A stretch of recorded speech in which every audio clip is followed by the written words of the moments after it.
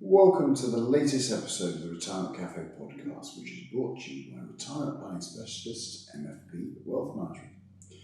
It's New Year's Eve, the final day of 2019, so what better topic to discuss than how to make 2020 your best year yet? In fact, that's the theme of the next two episodes. As is tradition, with the arrival of the new year, you may well be getting ready to set some New Year's resolutions, things that you'd like to change in your life or new habits you'd like to create. Now, it's not something that I've ever really done, but I know my wife Kathy used to set resolutions each and every year. So Kathy joins me today on the podcast to chat about why I don't believe New Year's resolutions are very effective and how lasting change can be brought about. Welcome, Kathy. Hello. So, why did you set New Year's resolutions and I don't? Well, I think I haven't set them recently, but I think what I've found in the past is that New Year's is just an opportunity, if you're not doing it at any other time, to think about the future and to think about what you might want to do differently. And I suppose I've got into the habit of the last few years of doing that in a different way. But New Year's was always, it was a time to set resolutions, and it was time to look back and think, what could I do differently, and what do I want to do differently, and how do I want my life to change? So that's why. Yeah, I agree. I think maybe Christmas time and the New Year, most people have some time off, and it's time to reflect and to think about what's going on, what's the New Year hold. You know, we've got a 4 seasons in front of us. I can see why people do set New Year's resolutions. But you don't. But I don't, no. So why don't you? Well, you know, if something's important in your life, you just need to get on and do it. The idea that I'd wait maybe up to a year before starting on something important in my life is just daft. Though, you know, that's the real key thing, is actually understanding what your priorities are. And, you know, if it is that Christmas period or, you know, New Year period where you think, you know, this year is going to be my year to do whatever is important to you, then, yeah, it's an okay time to do it. I mean, why not? It's as good a time as any time. But there again, any time is a good time. So I suppose that's what always been my frustration with New Year's resolutions. It's like, if this is important, why on earth didn't you get on with it in, say, September or May or whatever point that you realised that this was something that you wanted to do or change in your life? So you obviously agree with the principle of setting goals then? Yeah. Goals the right word? Goals, yeah, well, I think we've got to fundamentally I think goals, to a certain extent, it's a bit like a bucket list. You want to probably just go deeper into it and actually understand what is the motivation for it. What is going to get you onwards when you're finding it maybe tough? I mean, really, New Year's resolutions or any resolution at any point in time is about change. It's about understanding that you want something different in your world. Because that's when you're resolving to do something, you're making a resolution to do something different. But understanding why you do things in a certain way in the first place, and then understanding what is driving you towards or away from the thing that you're trying to change. So we just need to get a bit deeper into it rather than... So, I don't know, let's say that you wanted to give up smoking. I know lots of people want to give up smoking New Year, or they want to go to the gym. And so, you know, this year I'm going to go to the gym, let's say. Well, I want to know a bit more about that. I want to know, what will it be like that when you've been to the gym for, let's say, the 30 days of January? What will have happened? How will you feel? What will it deliver to you? Those are the things that are really going to make the shift. And why is that? Why is that so important? To understand what that's going to feel like and what that person is how that person is going to feel and be, having started to make that change. Well, we can either be intrinsically motivated or extrinsically motivated, and you know the self-worth that you may get. So let's say let's say I wanted to get fit, and you might say, okay, so why do you want to get fit? Well, I don't know.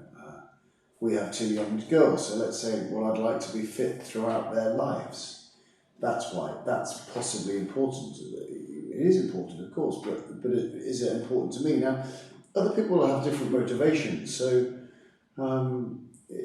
you've got to look beyond just the external, I think, to try and really understand what it is will really deliver you, and then the chances of that goal starting to stick, I think, is much higher if we really understand what the end result is. And I think, to build on that example of kind of going to the gym and getting fitter, I think perhaps one example of an intrinsic motivation would be, I want to go to the gym and get fitter because I want to be able to go and play football or run around or do the park run with my daughters or whatever it might be. But actually maybe an extrinsic motivation would be something like, well, I want to go and get fit because actually everyone else thinks I should be getting fit and everyone else seems to be going to the gym, so probably I should do as well. Would you agree with that? Yeah.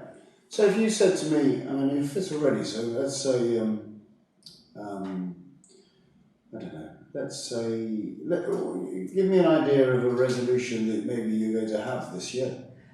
Oh, right, okay. So what's the resolution I'm going to have? I'm going to start doing more life planning. Okay. So tell me, what does that look like, first of all? What does that look like? What does that look like? So that means dedicating time in my week to working with people to help them create a life plan for their lives. Right, okay. So let's just nail that down a little bit. So how many people would you like to, in an ideal world, your resolution's gone fantastically. We're in week 1 of the year. How many people will you be working with during that week? During that week? Realistically, probably 1 a week. Okay, great. Yeah. So you're working with 1 person a week and everything's flying. What is that like? I feel really pleased that I've managed to kind of make that happen. So I'm really enjoying working with and helping other people, so I get a lot of satisfaction from that. And that gives me the momentum to kind of keep going as well. And so I know the more that I do, the better I'll get at it. And therefore the more people I can help, and it's kind of a self-fulfilling circle really. So I suppose it's kind of personal satisfaction that I'm helping other people, feel pleased and proud that I'm doing a good job in helping other people, and that I'm kind of starting to probably maybe make some kind of business out of it. So week 1's gone and you've helped somebody. Yeah. How do you feel? Really positive, really energised, like I want to do more. Great. I'm confident to do more. Okay. Yeah.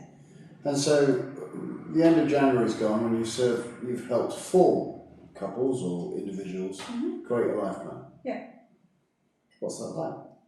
Well, that's brilliant because I'm kind of on track to where I want to be. I'm starting to make this a really big part of my life. I'm getting a lot of personal satisfaction from it. I'm proud of what I'm managing to do. So yeah, a lot of energy. Marvellous. So you say proud and energy. What's your kind of overall emotion then at that point? Overall emotion, gosh.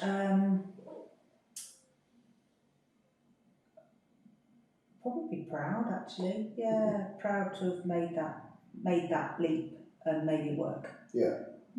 And when you're proud, what's that like? It's energising. I feel good about myself. Yeah, I feel good about myself. My self-esteem goes up. I feel really positive and in a good place, and therefore I'm a better person to be around. Brilliant. Yeah. So now we've got some very quantifiable goal, haven't we? If it's a goal, it is a goal. It's a New Year's resolution. It's a resolution that is something important to you. But you've also lived into the future a little bit. You've also imagined you being there. Yeah. You've imagined helping, in your mind's eye, those 4 couples, those 4 individuals, and you've moved into the emotional feeling of that. Well, all of a sudden we've now got much more of a concrete idea, would you say? Yeah, absolutely. Of what that will be like. Yeah. So what I think that the issue is if we just say to ourselves, I'm going to go to the gym four times a week because I want to lose weight. Well, okay, I want to investigate that further. I want to know what that would be like if you've lost weight. Who would you become? Who is the person that you want to become? And then how will that feel? Because that's what's really going on here, is we've got to really uncover and understand what's it's not actually about the strategy. It's about the results the strategy gives us. So just explain that a bit more. How do you strip out what do you mean by the strategy and what do you mean by the result? So, I mean, if you stay with the analogy of losing weight with the gym, I think we're all, I'm not a medical expert and this is not medical guidance, but I think we all understand that exercising and eating well is good for us. So, and being of the right weight, whatever the right weight is for you, is probably a healthy thing to do. So, the strategies would be, possibly, from things I've read, that eating the right food and exercising regularly is good for weight, maintaining the right weight. Though if you've got to lose weight, you might have to change your diet slightly, you might have to exercise more than you currently do. So, but those are strategies. Eating less is a strategy. Exercising more is a strategy. But those in themselves don't particularly deliver a great deal of pleasure to us. So, whereas we know that there is strategy, we need to understand what the higher purpose of that strategy is. And then the higher purpose, let's say I'm losing weight. If I want to lose weight, then I will know that I'm going to feel different. I'm going to feel more energized. I'm going to be a better dad. I'm going to be the person that I want to be. And therefore, that's where we're looking to really understand and unpeel the onion to actually find out that it's not just turning up to the gym or eating well. It's because those are the strategies. It's about how we actually what are we actually going to end up? What is the end up result for us? So if we go back to the term goal again, so the goal is actually something that's it's the outcome, isn't it? But it's almost the emotional outcome. It's the feelings that you're going to associate. It's the person you'll become and how you'll feel as that person. Would that be a way of describing that as well? Yeah. So how do people kind of take this as and apply to their own lives? If they're thinking about, someone's listening and thinking about setting New Year's resolutions like they normally do, what can they do differently to maybe be more successful with New Year's resolutions, or resolutions per se? I think that we need to do something that I call forward pacing. I think we need to imagine ourselves, and the best way to imagine yourself is actually probably like finding somewhere quiet, and maybe you can do that over the Christmas period, somewhere quiet, and close your eyes, and just imagine yourself, your future self. Who does that future self be? And I take myself forward to an age that I can't believe that I'll reach, but I'm kind of 85. Okay, far out. So that far out. Well, okay. I don't know. But yeah, that initially. Okay. So I'm 85, and I'm sitting in the proverbial rocking chair with the sun coming down, and I'm on a veranda, and it's all very pleasant, and I'm rocking away, and I'm contemplating or thinking about my life up until that moment. And I once have felt that those 35 years, with my age weight, 35 years have been great, brilliant, fulfilling. So what did I need to do in those 35 years to be able to do that? Well, things like fitness, things like health, of course, even just to make sure I get to 85 are pretty important. I appreciate there's lots of stuff that you can't control, but if there are things that you can control, what did I do? Well, I looked after myself.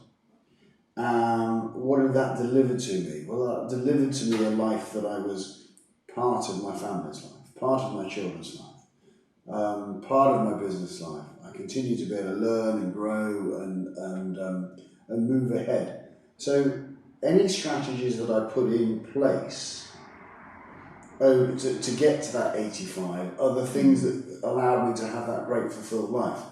So yes, I do take it forward, and then in essence, then we need to come back to today's perspective and go, so if I was looking at my day to day, you can even short-term frame it that, what would, and sometimes I think it's actually, the idea that we sign up to go to the gym for a year is quite enormous. But actually, if we can make a commitment to go, well, I'll go to the gym tomorrow. That's all I'm going to commit to. But my 85-year-old self would want me to do that. It needs me to do that. And it needs me to stop pushing back against it. It needs me to say, if you're going to have a great life and still be here at 85, rocking on that chair on a veranda watching the sun come down, what are the steps it needs you to do on Monday, the 1st, whatever the day is, but let's say it's a Monday, Tuesday, etc., and just actually plan it out.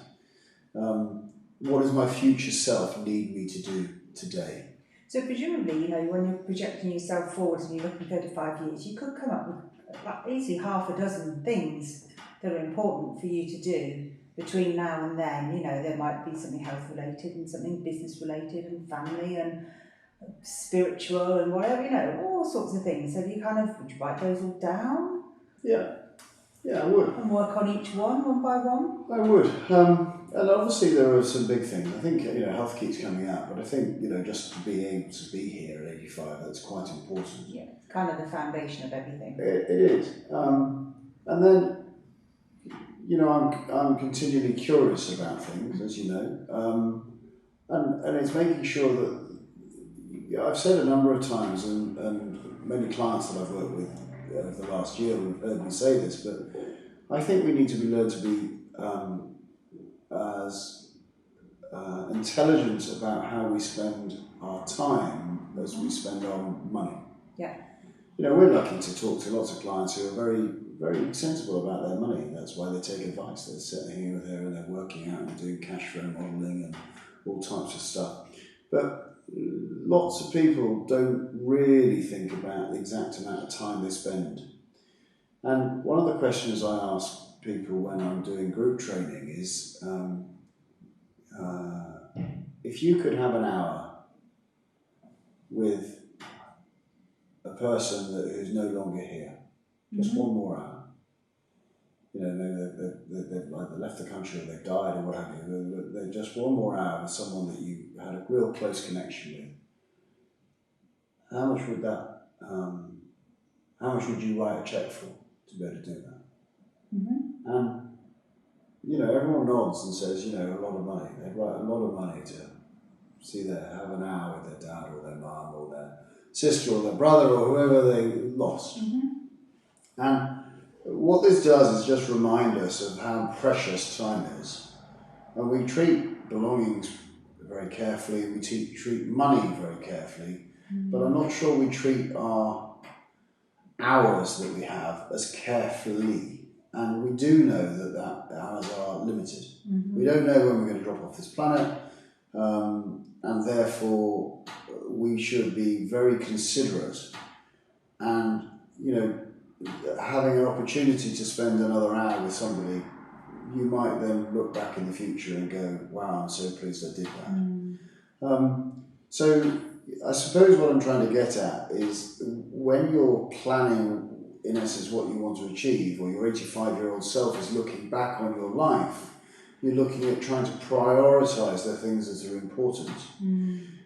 And often those things, generally in conversations that I have with people, it's not about stuff. It's about family experiences, it's about cuddles, it's about, your kids riding on your shoulders, it's about picking them up at school. It's the laughs and the jokes that you've had and the holidays that you may have, etc. And then it becomes, something maybe even bigger than yourself. How did I, the old Cub Scout kind of adage, did I leave the campsite better than I found it? Yeah. Mm-hmm. And is there something within you go, you know what, I had a successful career, I had a successful life, and I left the campsite better than I found it. Did I do some stuff that was bigger and better than just me? Was it something I did in my community? Was it something I did for my neighbour? Was it, was it that I had a huge amount of clients that were grateful for my advice and had better lives because of it? And I think we need to move away from the short-termism in business that we're involved in, short-termism of just thinking, how can we return more profit to our shareholders? We need to put the customers absolutely first and go, how much value can we deliver to them? And then I believe the financial rewards follow that anyway, because if you deliver significant value, people will enjoy and want what you do. And for me, I suppose if my 85-year-old self looks back and goes, do you know what, that is significant and that is part of my whatever those 35 years that I want, so that needs to be in my plan for the year. If that's a resolution, then so be it.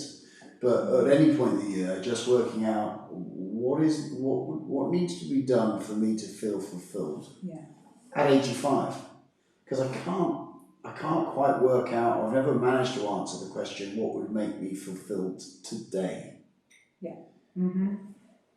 Yeah, because I can imagine that would be something quite short term. It might be the ice cream that's just sat over there that you're trying to resist, mightn't it? Yeah. You might have a momentary fulfilment at eating that great big bowl of ice cream, but actually that's not the reality of fulfilment, is it? No, I don't think so. It's that bigger picture. But you remember, we are bombarded. Final days. We are bombarded, aren't we, all the time by commercialism, by people trying to retail products at us. Yeah.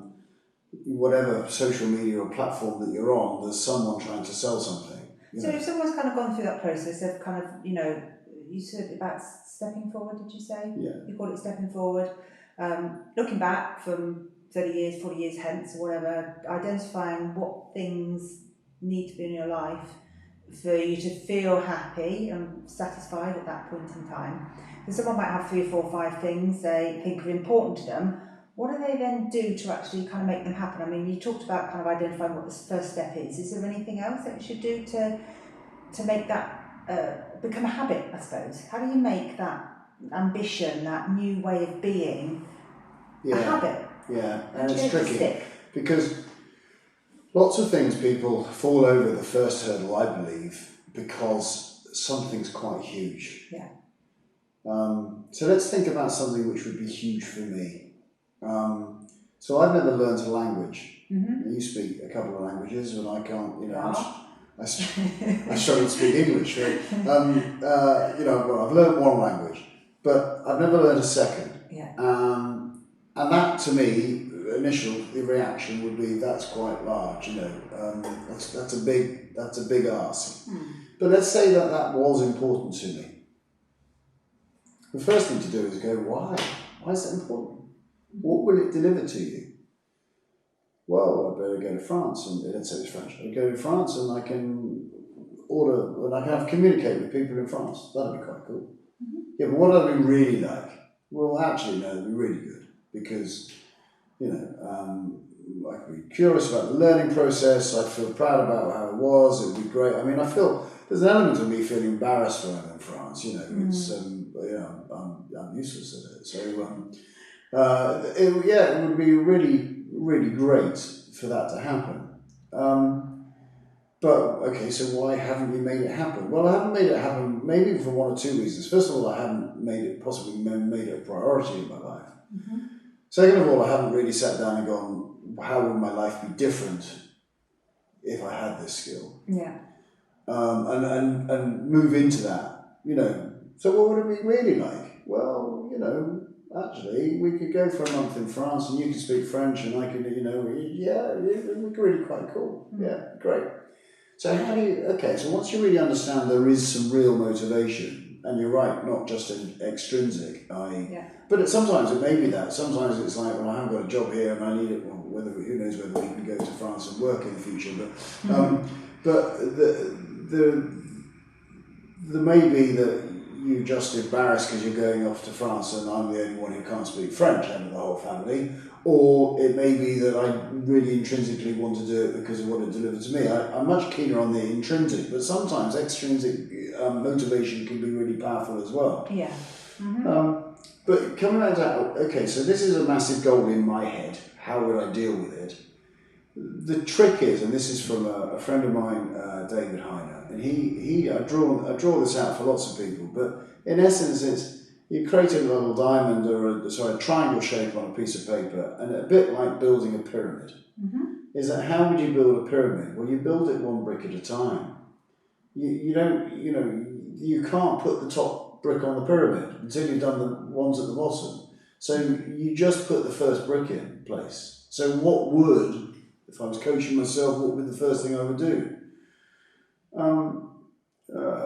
Maybe I'd buy an online course, an app, something that I could listen to. Okay, so I've done that. Great. So, okay, dedicate the time. That's the second brick, isn't it? Find the time in your day. Yeah. Third brick, practice. Well, how are you going to do that? Well, I can practice with you. Okay, third brick. And I think if you sometimes need help with this, because you may not have all those answers to what the bricks are, but and if you are doing it yourself, the way to do it is go, okay, so what do I need to do? Well, I need to practice. And then just ask yourself the question, well, how could you do that? Yeah. And generally, most people I find have the solutions to those. If they ask themselves questions, how could I do it? What would I do? Or if I was advising my friend to do this, what would I advise them to do? Yeah. And I would build one brick at a time, and I would write it all out so that it becomes very structured, a bit like you were writing building a pyramid. Our children are really into Lego, aren't they? Yeah. And if you're doing a free form thing, or even one through the instructions, you just do it one brick at a time, don't you? You don't do 10 bricks at a time. And I think it's the right analogy, is you just look at it and go, okay, so to get to the robot or the tree house or whatever we're building, you just do one brick at a time. So that's all great. So you kind of identify what you need to do, how you're going to do it, probably when you're going to do it. What about, people getting some help to keep on track? I mean, is that proven to work for people? Because it's very easy, isn't it? If you're just doing this on your own without any support, just to whatever your ambition might be, it's very easy to fall off the bandwagon. And some people find it easier than others to fall off the bandwagon, or harder to stay on it, I suppose. Yeah. So what about support or? Well, I think it's very important to get support, encouragement. Yeah. And most people respond to positive encouragement, and that's a nice thing. So share with the right people what you're trying to do. Sadly, you can find some members of your close family, possibly, or even your friends, who won't encourage you as much as you think they would. Or might do the complete opposite. Or might completely the opposite. I heard of someone that said they wanted to give up smoking, and their friend turned around and said, well, you won't be my best friend any longer. Oh gosh, right, that's not very supportive. Because there was a habit of going out of work for a cigarette break, and there was a kind of a little clique of the guys who did that, and they have a little chat and all the rest of it, and of course that's going to be broken. So, this is people are. If you're in something and you're not the wanting to trying to change, then you may not want other people to change around you either. So you've got to find people who will, first of all, motivate you. Second of all, it may be actually paying someone. If it's a gym thing, have an instructor once a week. Or if you can't afford an instructor, start getting it with a buddy. Yeah. One of the most successful times I ever had with a gym, going to the gym, was with a pal of mine who's sadly died many years ago. But, you know, I remember we'd agreed to go to the gym, but the door would knock. Yes. and there he was in his gear, you know, Hard going, to say no. are you ready? Yeah. And kind of like, even if you were 2 minutes later, because he's on the doorstep knocking on the door, you know, so you weren't going to let each other down when you'd made a commitment to doing it. And I think it's fair to say different people can play different kind of roles, can't they? And kind of making sure you stay on track. Would that be fair? Yeah. So I think there's the encourager that we just talked about. I think there's possibly expertise. Mm-hmm. Sometimes we don't know. You know, when I started, many people will know the story of the Ironman that we did this year. And I needed to go and get some swimming coaching very quickly. You know, no, I couldn't swim. I was swimming, you know, really like I don't know what the right terminology, but not like a fish. The opposite to a fish. One of those bricks. Something that sinks. One of those bricks they throw in the swimming pool. And your goal was? So the goal was to do an Ironman, and I knew I could cycle and I knew I could run. Not that I'd ever run that far, but yes, the swimming was a big hole in it. So I went and got expertise, and the expert, the swimming instructor, the children's swimming instructor, also encouraged me. Initially he didn't. Initially he said, I'm not so sure you're going to be able to do this, but he stuck with me and gave me help. So you get a bit of cheering on, you get some expertise. It's good to get some kind of enforcement. We have a training plan that comes up, and it basically the thing goes green through the week if you've done all your training, and it doesn't if you haven't. It stays red, actually. It stays red, doesn't it? Go for it. And so that's a little bit of enforcement, isn't it? I mean, no one else sees that, no one else knows what you're doing, but you do know. So maybe share it. It's a bit like the sticker charts we do for the kids, isn't it? If we like this type of thing, we like to, like your list, tick them off. It provides some kind of enforcement. So enforcement, get someone to kind of make you go, or do what you do. Learn French. Turn up to the class. I don't know who it is. Turn up to the class with a friend. Just try and share it if you do social media with everybody else. Let everyone else know you're doing it. So that kind of provides a bit of social enforcement. Yeah. Encouragement. Hang out with people who are radiators, not drains. Yeah. Make sure that you're getting pats on the back for turning up and doing whatever you're doing. And last bit, expertise. If you need some extra help, get some coaching. It's the fastest way to success. And if you are trying something new, you want to get there relatively quickly, or feel that you're making progress relatively quickly. It's why you don't teach yourself the piano. I mean, you can, but people don't. Get a piano teacher if you want to learn the piano, because you're going to get to the pleasurable bit much quicker. And all of a sudden, you will no longer be the one who can't play the piano. You can play the piano a little bit. I can speak French a little bit. I can swim a little bit. Yeah. And all of a sudden, before you know it, you can actually do all of those things relatively well. But make progress. And if you make New Year's resolutions now because it's New Year's Eve and New Year's time, great, fantastic. But you can make them anytime. Yeah. Great. Brilliant. Good stuff. I think that's given us a few tips on what to do if we want to make our New Year's resolutions or resolutions at any time of the year stick. Good stuff. So, hopefully that's good. And Happy New Year, everybody, to all our listeners. Thank you for tuning in.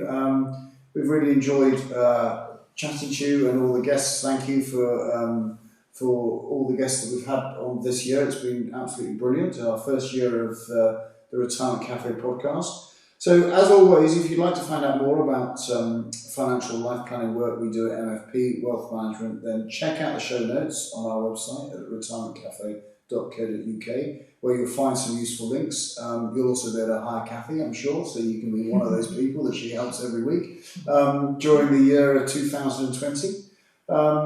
You can get in touch with her at Kathy, Kathy directly at hello@retirementcafe.co.uk.